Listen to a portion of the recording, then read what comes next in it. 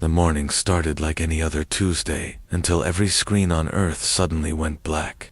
Then came the voice that would change everything. Greetings, primitive beings of the third planet.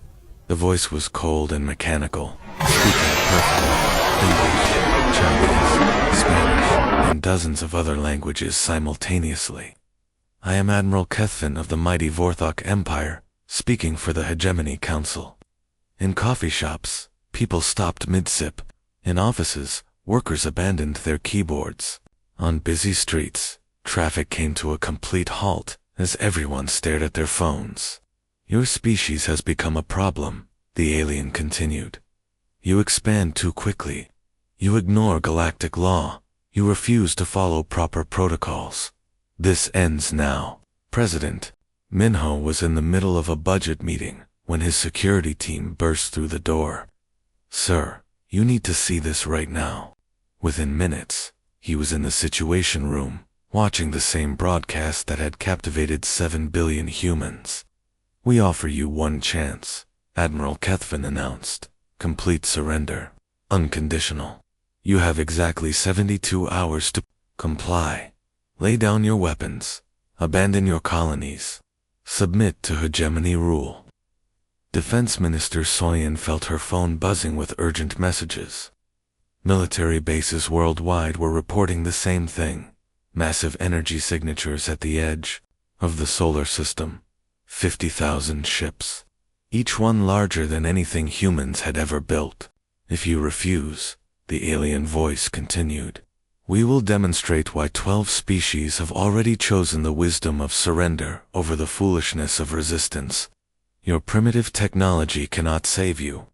Your divided nations cannot unite you. Your short lifespans cannot teach you patience. The transmission showed images of the alien fleet. Sleek vessels that seemed to bend light around them.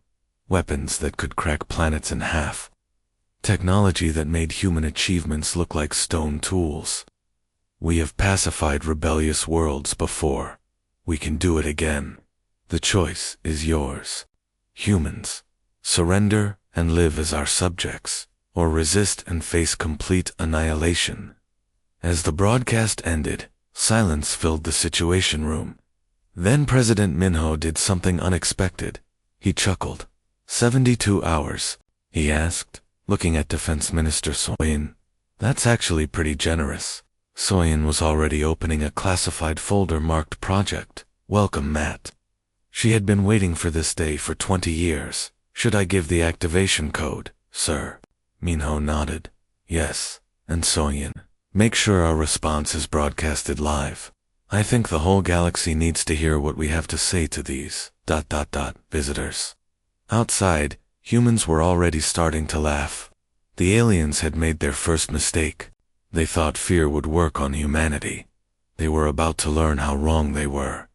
20-4 hours after the alien ultimatum, something incredible happened. Instead of mass panic, instead of riots in the streets, instead of governments crumbling under pressure, the world did something no one expected. It started laughing.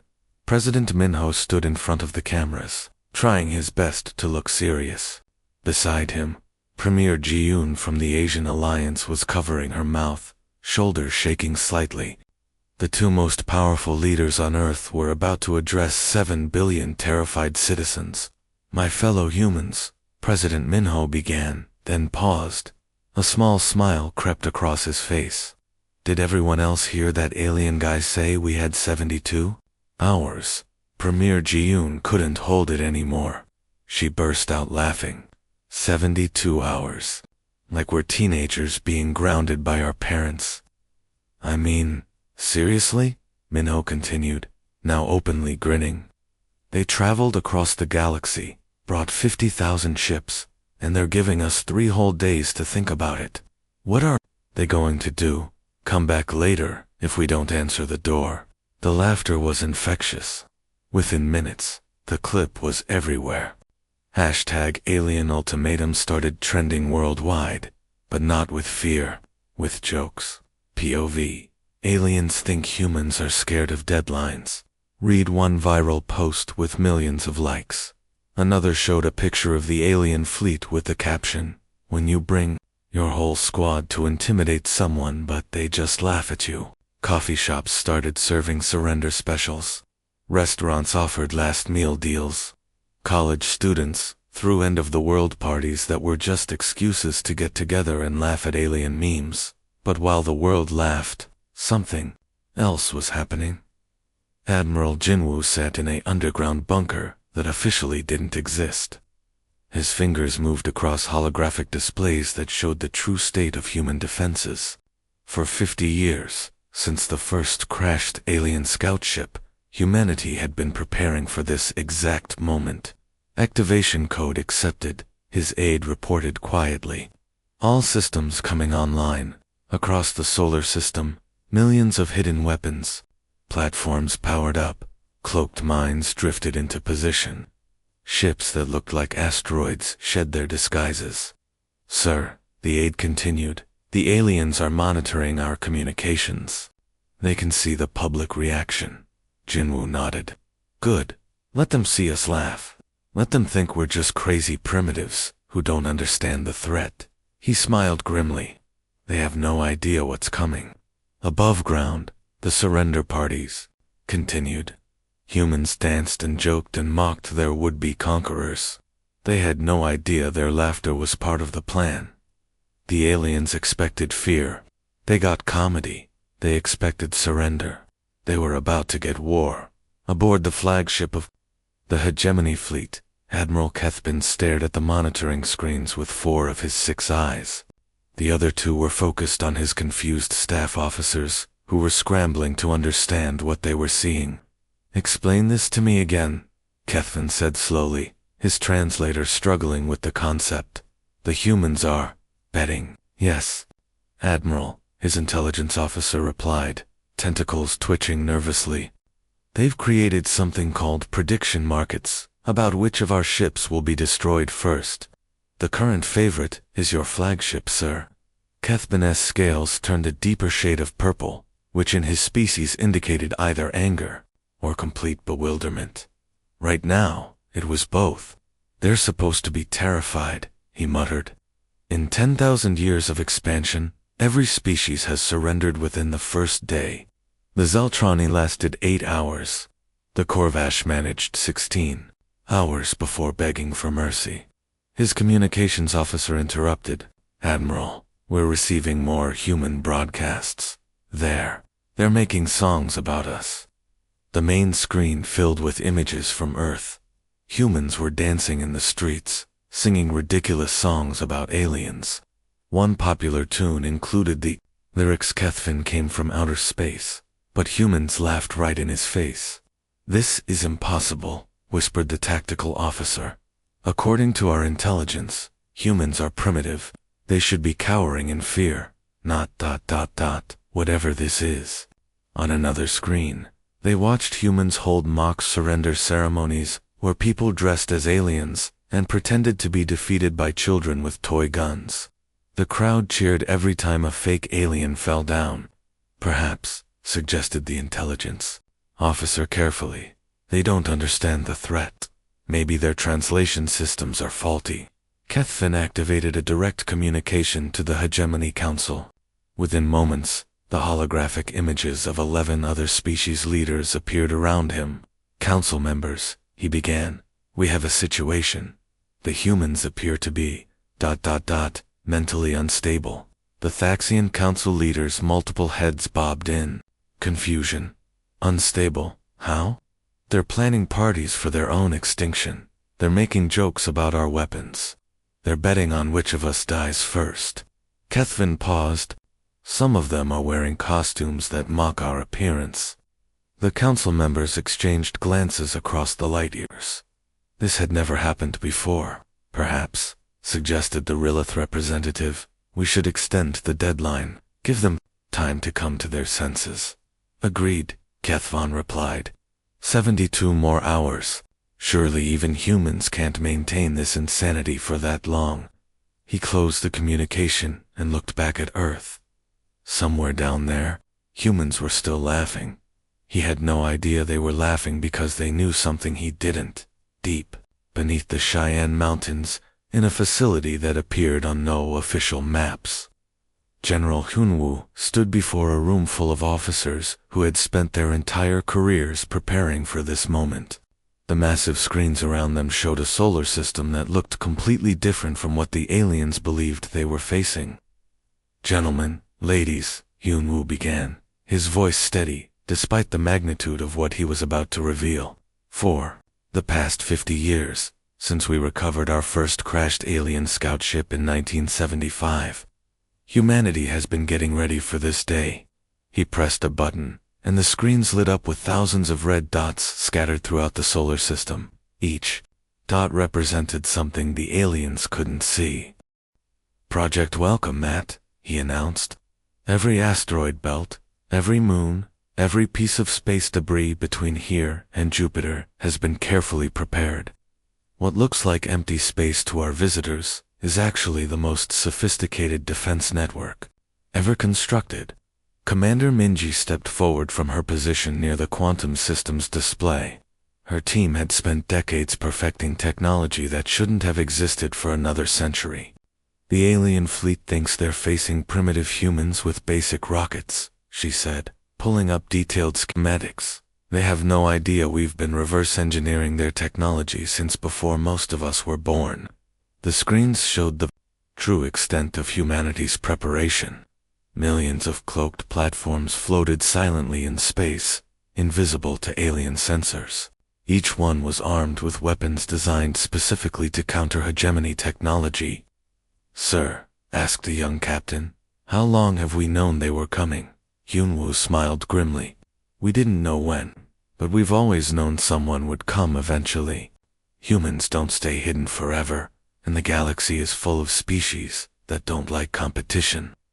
Minji activated another display showing the current positions of the alien fleet. "They've positioned themselves exactly where we hoped they would, right in the middle of our kill zone." "The quantum mines?" asked the captain. "Active and invisible," Minji replied. "Each one capable of creating localized space-time distortions. Their shields are designed for energy weapons, not for having reality itself turned inside out around them." Hunwoo looked around the room at faces that had trained for this their entire lives. "The aliens think we're primitive because we let them think that. They see our public technology and assume that's all we have." He paused, letting the weight of the moment sink in. "They're about to learn why you never underestimate a species that evolved from predators. We don't fight fair when extinction's on the table." The extended deadline expired at exactly 12 o'clock GMT on a Friday. Around the world, humans stopped their surrender parties and watched their screens. The moment everyone had been waiting for was finally here. Admiral Kethfan gave the order with complete confidence. "All ships advance. Begin pacification procedures." 50,000 alien vessels moved forward in perfect formation, their shields shimmering with energy, weapons charging with power that could level cities. They had done this before. They knew how this would end. 300 million miles away, in a command bunker, buried beneath the Rocky Mountains, Admiral Seokjin sat perfectly still. Around him, dozens of officers watched displays showing the approaching alien fleet. Nobody spoke. Nobody moved. Admiral whispered his tactical officer, "They're entering the outer perimeter." Seokjin nodded once. His finger hovered over a single, red button that had waited 50 years to be pressed. The alien fleet continued forward, scanning for human defenses. Their sensors showed exactly what they expected: a few primitive space stations, some basic satellites, nothing that could threaten their massive ships. "No significant resistance detected," reported an alien scanner operator. "This will be easier than anticipated." That's when Admiral Seokjin pressed the button. What happened next would be talked about across the galaxy for generations. Millions of hidden weapons, platforms activated simultaneously throughout the solar system. Not energy weapons that aliens could shield against. Not missiles they could shoot down. Kinetic kill vehicles, simple chunks of metal accelerated to 15% of light speed, At that velocity, a marble-sized projectile carried the destructive power of a nuclear bomb. The alien shields, designed to deflect energy beams, were useless against solid matter, moving at relativistic speeds. "Contact in 3 seconds," Seokajin announced calmly. The first wave of projectiles struck the alien fleet like invisible hammers of God. Ships that had survived 1,000 battles simply ceased to exist, torn apart at the molecular level. 800 ships destroyed, reported the tactical officer. Second wave incoming. The aliens tried to retreat, but they were surrounded. Every direction they turned, more kinetic weapons were waiting. Their formation dissolved into chaos, as captains desperately tried to escape the invisible death closing in on them. 4,000 ships destroyed, 6,000, 8,000, in 60 seconds. The most powerful invasion fleet in galactic history was reduced to scattered debris and fleeing survivors. Admiral Kethvin, his own ship barely escaping the kill zone, stared at his screens in absolute horror. "Impossible," he whispered. "How did primitives do this?" From Earth, Admiral Seoshin smiled. "Welcome to our neighborhood." The surviving alien ships barely had time to regroup beyond Pluto's orbit when the second phase of humanity's plan began. What the aliens thought was empty space suddenly came alive with movement. Captain Chae-young activated her stealth squadron from a hidden base carved inside an asteroid that had been hollow for 30 years. Around her, 200 ships that looked nothing like traditional human vessels powered up their engines. "Ghost Squadron, this is your captain speaking," she announced to her pilots. "The aliens just learned Lesson 1. We're not as helpless as we look. Time for Lesson 2. Her ships were sleek, dark, and completely invisible to alien sensors. While the hegemony had focused on building massive, powerful vessels, humans had learned a different lesson from their captured alien technology. Sometimes the best weapon was the one your enemy never saw coming. Target the stragglers first, Chae-young ordered. Hit them fast, hit them hard, then disappear before they know. What happened? The first alien ship to die never knew what killed it. One moment it was limping away from the massacre in the inner system. The next moment it was a cloud of expanding gas. The human torpedo that destroyed it was already gone, cloaked and moving to its next target. "Impossible," Admiral Cap screamed as another 3 ships vanished from his sensors. "Where are they coming from?" His tactical officer was frantically scanning space. "Admiral, these human ships, they're using our own stealth technology, but improved. They've somehow made it better than ours." That's when the horrible truth began to dawn on the alien survivors. Humans hadn't just been lucky with their ambush. They had been preparing for this specific fight against this specific enemy for decades. Every crashed alien scout ship over the past 50 years hadn't been an accident.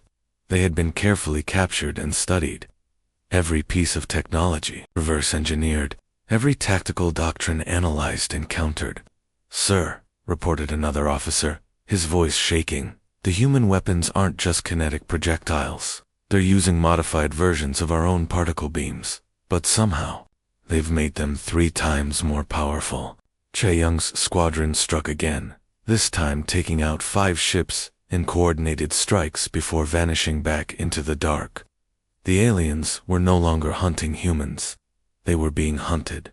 Admiral Kethvin activated his emergency communicator with trembling appendages. "Hegemony Command, this is Admiral Kethvin. I need immediate reinforcements. Send everything you have." He paused, looking at the growing list of destroyed ships. "The humans, ... They've been planning this for decades," while Captain Chae-young's stealth squadrons continued their hit-and-run attacks. Something even more terrifying was happening to the surviving alien fleet. Their communication channels were being invaded. Intelligence Chief Taeyong sat in a facility that officially didn't exist, surrounded by dozens of monitors showing detailed files on every alien commander in the fleet. For 50 years, human intelligence had been gathering information on potential enemies, and now it was time to use it. Begin Operation Homesick. Taeyong ordered his team. The first alien captain to receive a message was Commander Vextel of the Korvashi Empire. He was reviewing damage reports when his personal communication device activated with an incoming message in perfect Korvashi dialect. "Hello, Vextel," the human voice said. "How is your daughter Kira doing in her final year at the academy?" "Still struggling with advanced mathematics." "I see." Vextel's blood turned cold. His daughter's name wasn't in any military records. Her school problems were known only to his family. "Your wife Nara sent her a care package last week," the voice continued. "Those sweet cakes she loves. The blue ones with the crystallized fruit. Nara worries about Kira's weight, but honestly, the girl could use a few extra pounds."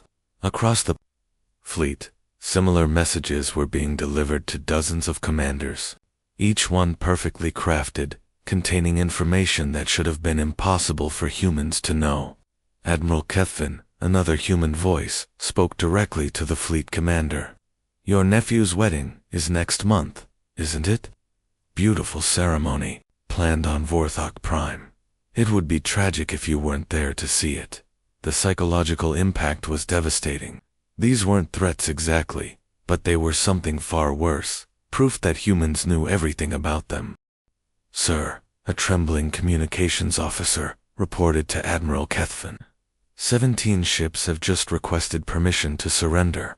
Their commanders want to defect. But the humans weren't done. Taeyong had one more surprise. "Oh, and Admiral," the human voice continued, "thank you for those intelligence reports you've been filing about human capabilities.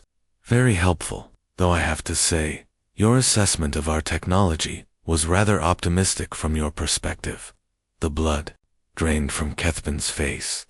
"Those reports were classified at the highest level." "That's right," Taeyong's voice said. "We've been reading your mail for quite some time. Every invasion plan, every tactical assessment, every weakness you thought you found in our defenses. We wrote half of those reports ourselves. The alien fleet was no longer just being defeated. They were being psychologically destroyed. The hegemony reinforcement fleet dropped out of hyperspace, expecting to find human debris in Admiral Kethvin celebrating an easy victory. Instead, they found something that made their worst nightmares look pleasant. Half of the original invasion fleet was gone, but the other half was still there, moving in perfect formation toward the new arrivals. At first, the reinforcement commander felt relief. Then he tried to contact them.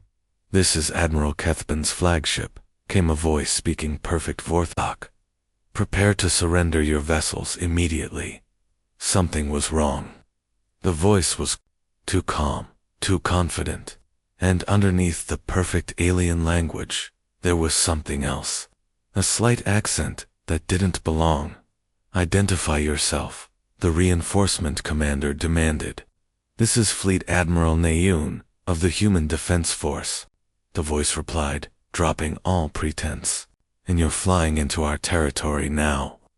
The horrifying truth became clear. The humans hadn't just destroyed half the alien fleet, they had captured the other half. And somehow, impossibly, they were flying them. But these weren't the same ships that had arrived weeks ago.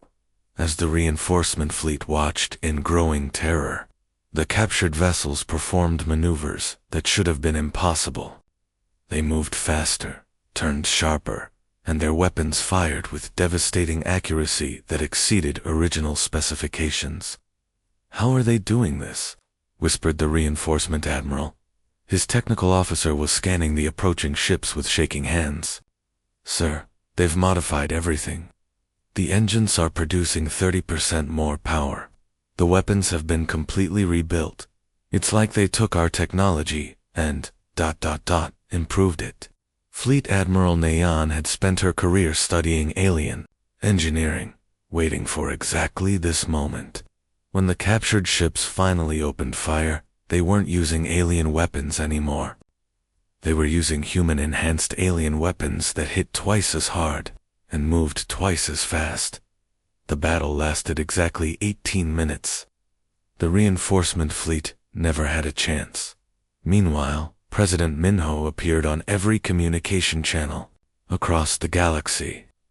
He looked directly at the camera with the same easy smile he'd worn when the aliens first threatened Earth.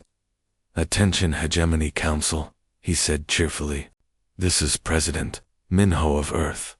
You now have exactly 72 hours to remove all your forces from our solar system and recognize human territorial sovereignty." He paused, letting that sink in. "If you refuse, we'll be happy to demonstrate our new fleet capabilities on your home worlds. We've learned so much from your technology. We're excited to share our improvements with you." The smile never left his face. The emergency session of the Hegemony Council convened in panic. For the first time in 10,000 years, they were the ones facing extinction. The holographic images of 12 species leaders flickered with fear and desperation. "Admiral Kethvin's entire force is gone," reported the Thaxian representative, his multiple heads trembling. 2 complete fleets, over 70,000 ships, in less than a week. The Corvashi delegate's tentacles writhed nervously. "Our intelligence networks across 3 sectors have gone silent. The humans somehow know everything about us, but we know nothing about them. They're using our own technology against us," added the Ryloth commander. "But they've made it better. Our greatest weapons look like toys compared to what they're fielding now." The chairman of the council, a being so ancient his species name was forgotten, spoke with a voice that shook. "In 100,000 years of galactic history, no species has ever defeated the hegemony. How did primitives accomplish this?" "They're not primitives," whispered Admiral Kethvin's final transmission. "They never were." 6 months later, the Galactic Assembly met for the first time in 50 years. Representatives from hundreds of worlds gathered to witness something unprecedented, a new species addressing them as equals, more than equals.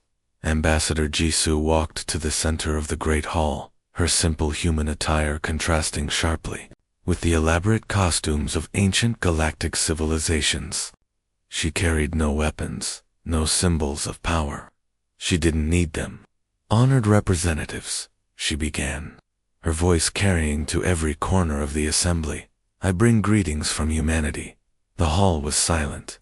Every being present had heard the stories of what happened to the hegemony fleets. "Many of you are wondering what makes humans dangerous," Jisoo continued. "It's not our weapons, though we've proven we can build them. It's not our numbers, though we multiply quickly. It's something much simpler." She paused, looking around the hall. "We learn, we adapt, we never forget a threat." Her voice grew stronger. "When you came to conquer us, you taught us everything we needed to know about you. Your technology, your tactics, your weaknesses. Thank you for the education." The silence deepened. The hegemony believed they ruled this galaxy, but empires built on fear and force always fall. Today begins something new. Today begins the era of cooperation and mutual respect. Jisoo smiled, and somehow it was the most terrifying expression anyone in the assembly had ever seen. "Welcome to our galaxy." The end.